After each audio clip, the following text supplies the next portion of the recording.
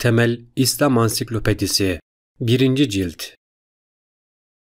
Abbas Ebu'l-Fazıl Abbas bin Abdülmuttalib bin Haşim el-Kureyşi el-Haşimi Hazreti Peygamber'in amcası sahabi.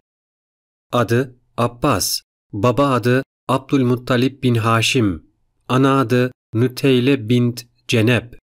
Doğum tarihi 568. Doğum yeri Mekke. Künyesi Ebu'l-Fazi. Nisbeleri Kureyşi, Haşimi. Önemli aile bağları: Hazreti Peygamber'in amcası. Eşi Ümmül Fazıl Lübabe. Mesleği tacir.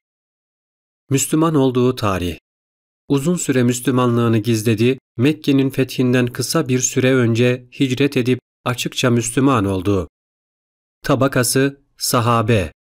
Önemli görevleri: İmare, Kabe'nin onarımı; sikaye, hacılara su dağıtma; rifade, hacılara yemek verme. Katıldığı önemli olaylar: İkinci Akabe biatı, Hazreti Peygamber'in yanında bulundu. Bedir gazvesi, müşriklerin safında. Mekke'nin fethi, Huneyn gazvesi. Önemli bazı özellikleri: Medine döneminde Hazreti Peygamber'in Mekke'deki casusu, habercisi, veda hutbesiyle faiz alacağı iptal edilen ilk kişi. Rivayet ettiği hadis sayısı 35. Vefat yeri Medine. Kabrinin bulunduğu yer Cennetül Baki, Medine. Hazreti Peygamber'den 2 veya 3 yaş büyük olan amcası Abbas, çocukluk ve gençlik yıllarını Mekke'de onunla birlikte geçirdi.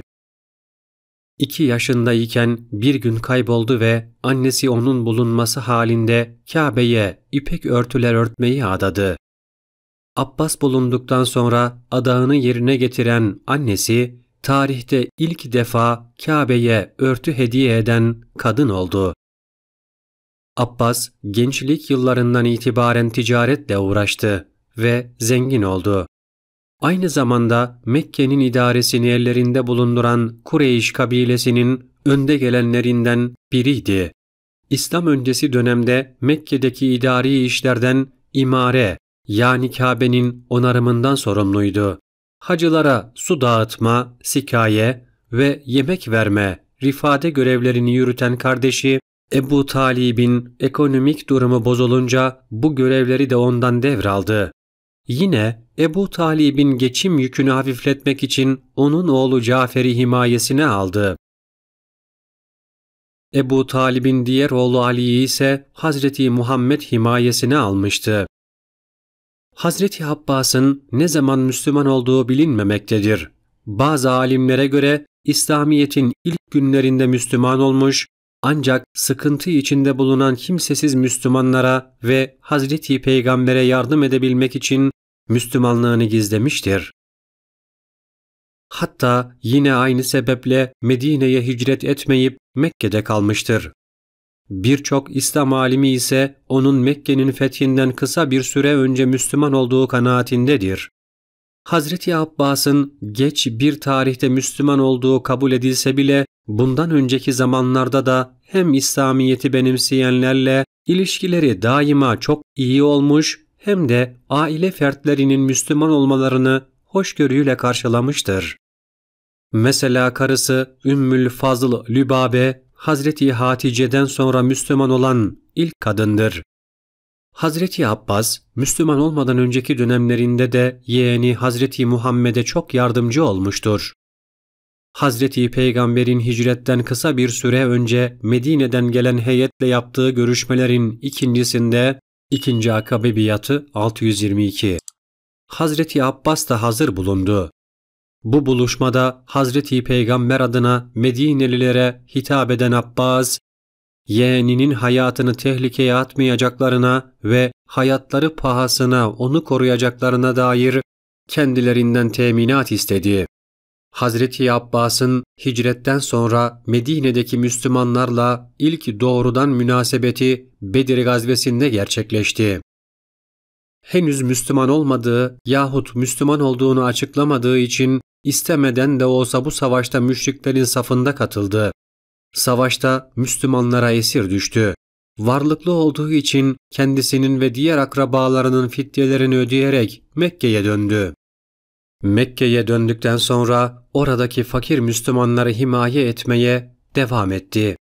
Aynı zamanda Kureyşlilerin İslamiyet aleyhindeki çalışmaları hakkında Hazreti Peygamber'e bilgi ulaştırdı. Hazreti Peygamber de kendilerini Medine'den çıkarmak için çevre kabilelerle sürekli ittifak girişimlerinde bulunan Hayber Yahudileriyle yaptıkları savaşın zaferle sonuçlandığını ve Hayber'in fethini müjdelemek üzere ona bir mektup gönderdi. Aynı yıl Hazreti Peygamber kaza umresi Ümretül Kaza yapmak için Mekke'ye gittiğinde Hazreti Abbas onun eşi Ümmül Faz Lübabe'nin kız kardeşi Meymune ile evlenmesine aracılık etti. Hazreti Peygamberle amcası Abbas arasındaki ilişki uzun yıllar bu şekilde devam etti.